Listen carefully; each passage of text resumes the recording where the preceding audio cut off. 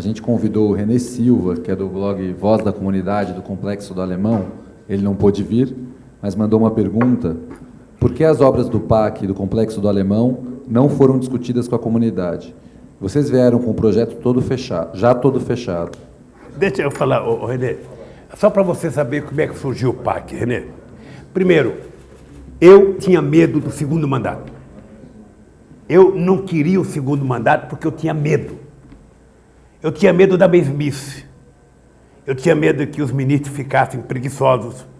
Eu tinha medo porque vocês sabem que, eu não vou dizer o nome, mas nesse país, no segundo mandato, tinha presidente que ia trabalhar depois das 3. Sabe? Então eu tinha medo. Eu falava, eu não posso perder a desmotivação e eu acho que, sabe, se for para ser reeleito e ficar uma coisa chata, enfadonha, eu não quero ser. Foi daí que surgiu a ideia. Quando eu decidi ser candidato à reeleição, eu decidi o seguinte, eu vou definir o que eu vou fazer do dia 1º de janeiro ao dia 31 de dezembro de 2010. Tá? E por isso nós pensamos o PAC. Como é que foi pensado o PAC, René? Veja, o PAC é o seguinte, nós primeiro mapeamos todas as coisas mais necessárias ao país do ponto de vista de infraestrutura, que ia desde estrada e ferrovia e ponte até obras de infraestrutura na periferia desse país. Com base nessa definição mapeada pelo governo federal, nós chamamos, em primeiro lugar, os governadores dos estados para saber se eram aquelas obras. E alguns discutiu, sabe? Depois nós chamamos os prefeitos das capitais, sempre achando que o prefeito ia trazer para nós os projetos considerados prioritários de cada cidade. Eu não acho que o prefeito iria inventar um projeto dele. Tá? O que aconteceu é que não tinha sequer projeto. Havia um monte de intenção. Quando a gente começou a discutir, não tinha projeto. E sem projeto é difícil você financiar.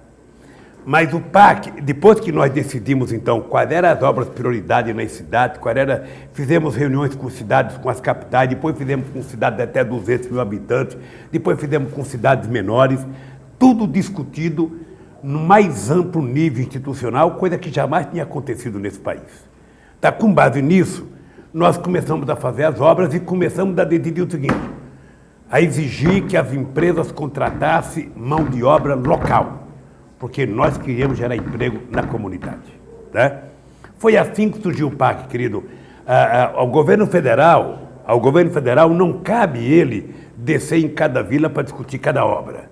O governo federal cabe discutir com os prefeitos do governador do estado os projetos de cada cidade e de cada estado. O governo vê se o projeto é executivo e liberar dinheiro, e a relação democrática com a comunidade tem que ser feita pelo prefeito, sabe?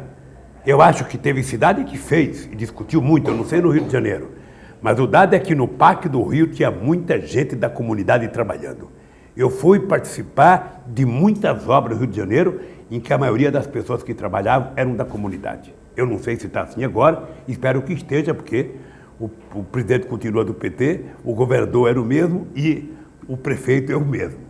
Tá? Mas foi assim que eu pensei o PAC. Agora, o governo federal não tem como em cada vila, em cada bairro discutir. Isso tem que ser feito pela prefeitura. A nós, o que interessa é se o projeto é importante e se merece ser, sabe, liberado o recurso. Isso nós fizemos.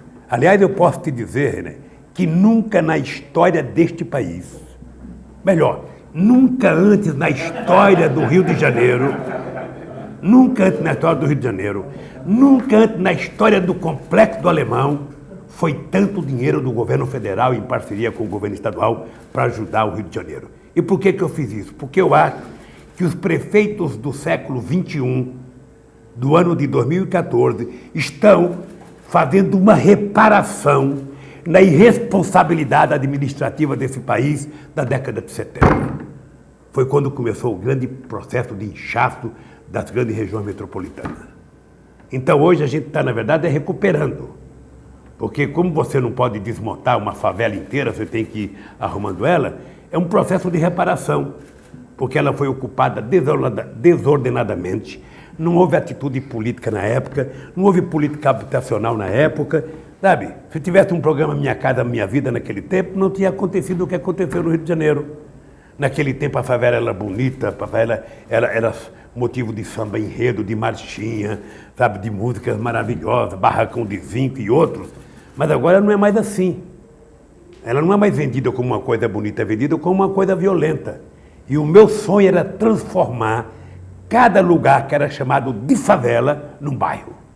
Num bairro motivo de orgulho para as pessoas que moram. E eu tenho certeza que um dia o Complexo do Alemão vai ser o bairro que você vai se orgulhar demais, René.